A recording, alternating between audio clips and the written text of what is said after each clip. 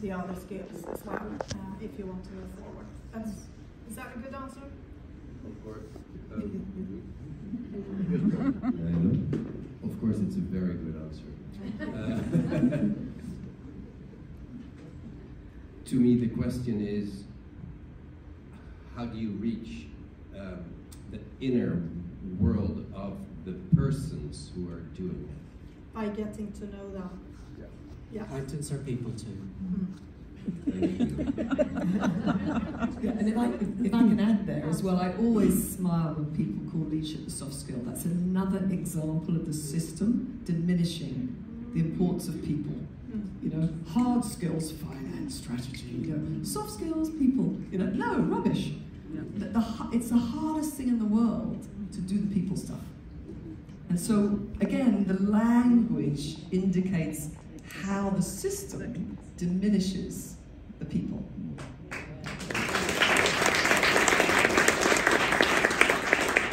We have another question. Oh, we have an avalanche. So, who's next?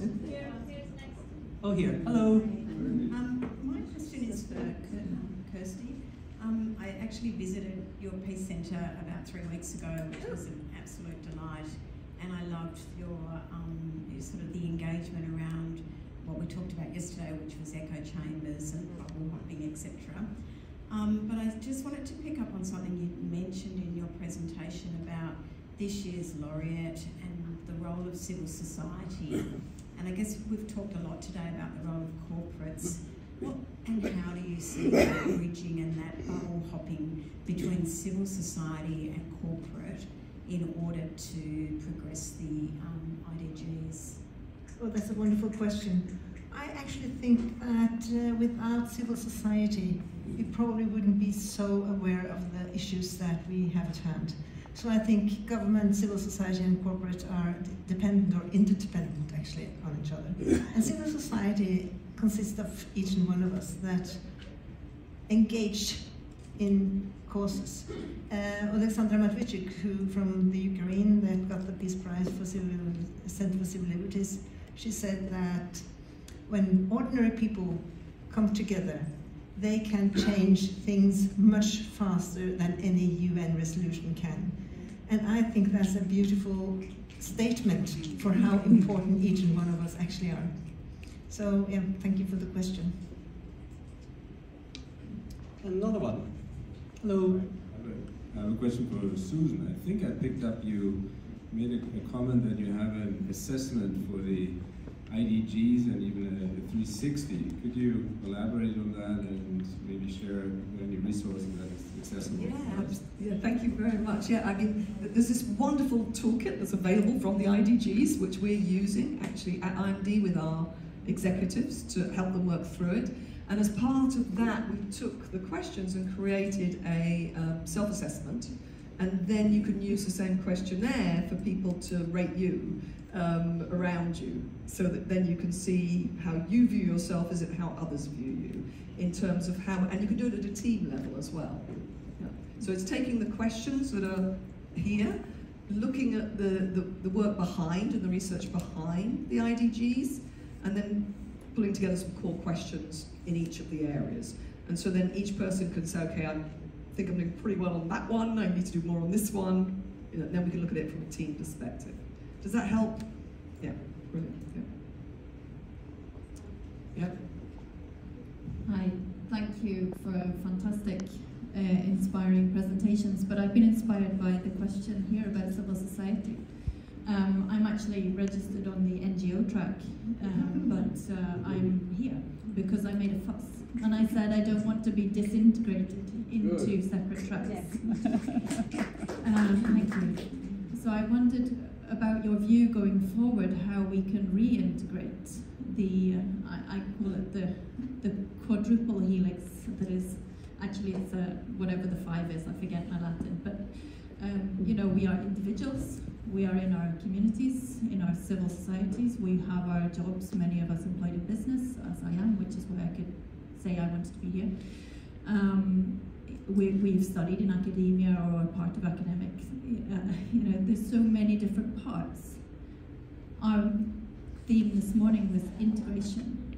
What is the message that you would give to the IDGs on how to integrate from your perspective. Thank you.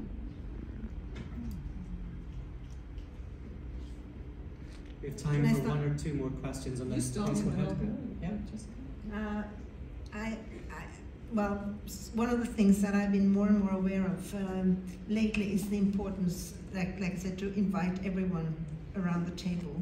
And that is, I even mean, how can we invite nature to be part of the discussion when we discuss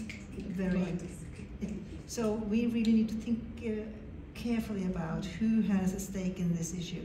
And then the NGOs and the civil society have to be part of that discussion. And I think nature also should be part of that discussion. I don't know quite how we do it, but it's so important to really look at the landscape and include in the dialogue to find solutions. Otherwise, we will not have the full picture and we will not understand all perspectives.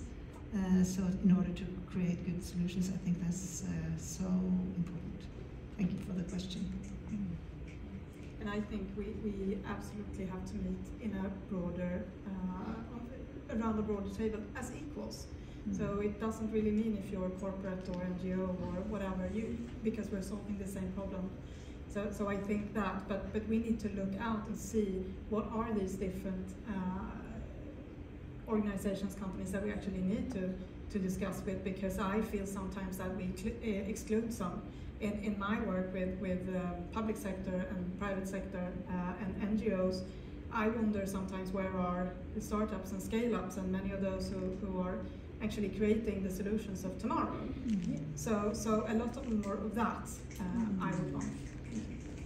Building off of that, I would say that we have to go back to what connects us versus what differentiates us.